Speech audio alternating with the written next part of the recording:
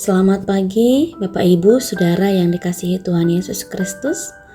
Mari pagi hari ini kita akan bersama-sama membaca merenungkan firman Tuhan. Kita berdoa. Bapa di surga, kami bersyukur Tuhan untuk pagi hari ini. Tuhan boleh memberkati kami dengan hari yang baru, dengan kekuatan yang baru. Terima kasih kalau sepanjang malam Tuhan menjaga kami dalam istirahat kami. Sebelum kami melakukan aktivitas kami akan membaca dan merenungkan firman Tuhan.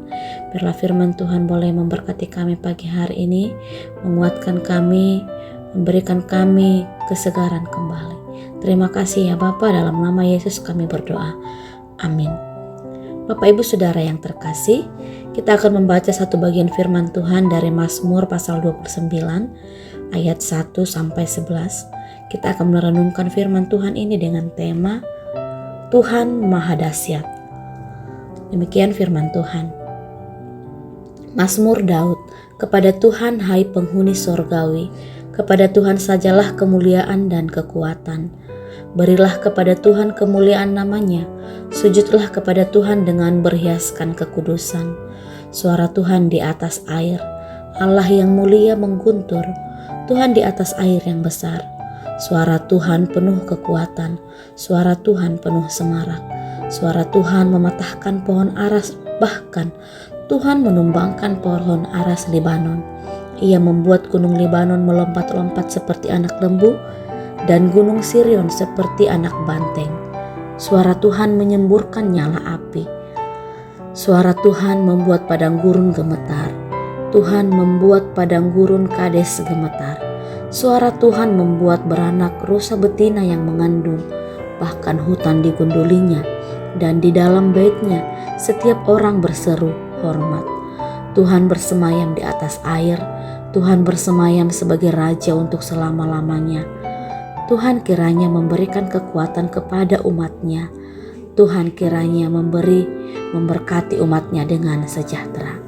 Sedemikian jauh pembacaan firman Tuhan.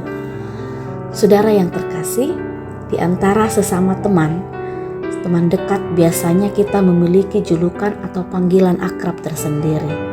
Panggilan akrab itu biasanya akan mengacu kepada sesuatu yang menggambarkan siapa mereka dalam satu kata atau dari mana yang dipelesetkan untuk tujuan bercanda yang menunjukkan kedekatan.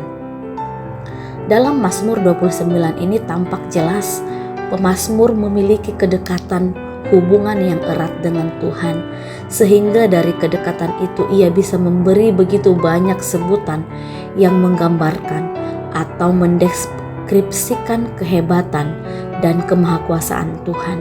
Jika kita membaca Mazmur ini, kita menemukan begitu banyak gambaran kedahsyatan dan kebesaran Tuhan dalam berbagai sebutan atau julukan.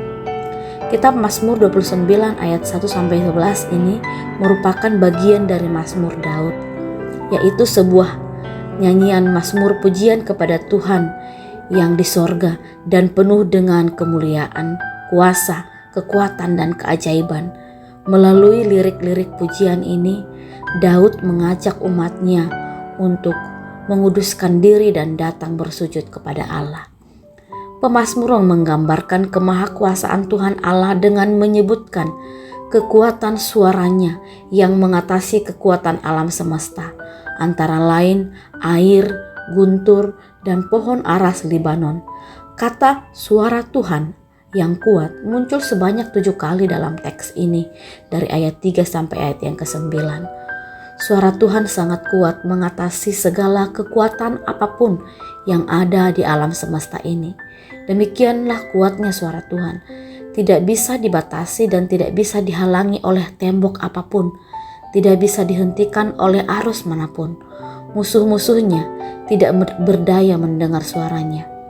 Bagi orang percaya, suara Tuhan merupakan suara yang meneduhkan, yang mendatangkan sukacita, suara yang membuktikan penyertaannya, suara yang dapat membuat segala ciptaannya seperti rusa dan hutan menyembahnya dengan hormat dan kemuliaan.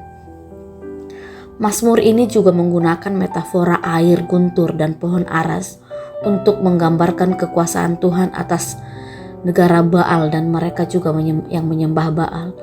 Pemazmur menggambarkan suara Tuhan menggunakan petir untuk membentuk kembali hutan sesuai dengan rancangan yang dimaksudnya.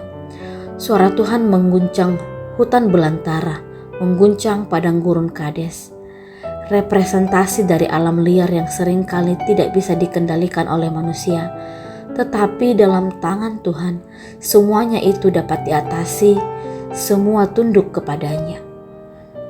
Cukup banyak dan cukup luas sebenarnya gambaran kemahakuasaan Tuhan yang hendak disampaikan dalam Mazmur ini. Intinya adalah bahwa Tuhan duduk dalam tahtanya dan memerintah untuk selama-lamanya. Bagi Tuhanlah segala pujian, hormat, dan kemuliaan. Satu hal yang pasti, Mazmur 29 adalah pujian kepada Allah yang bertahta melampaui segala apapun di alam ciptaan, baik yang ada di bumi maupun di langit di atas. Hanya Allah yang layak menerima segala kemuliaan dan hormat, baik bumi maupun di surga. Di bumi Tuhan menyatakan kedaulatannya atas segala makhluk. Suara Tuhan melambangkan kuasanya yang dahsyat seperti guru yang mengerikan, yang membuat setiap ciptaan tidak dapat bertahan menghadapi Dia. Alam tidak tahan menghadapi kemahakuasaan Tuhan. Air yang besar dan air bah ada di bawah kendali Allah. Dalam kepercayaan non-Israel, air melambangkan kekacauan. Pohon di hutan dan gunung serta padang gurun tak berdaya menghadapi kedahsyatannya. Juga rusa betina sampai beranak oleh karena gentar mendengar suaranya, dan segala sesuatu membuatnya yang ada di bait kudusnya menyerukan hormat. Tuhan yang dahsyat itulah yang menjadi andalan umatnya. Ya, segala makhluk lain boleh gemetar ketakutan bila menghadapi kedahsyatannya. Tetapi umat Tuhan justru dipenuhi dengan damai sejahtera oleh karena kedahsyatannya itu justru melindungi kita. Betapa aman kita berada dalam naungan Tuhan yang berkuasa.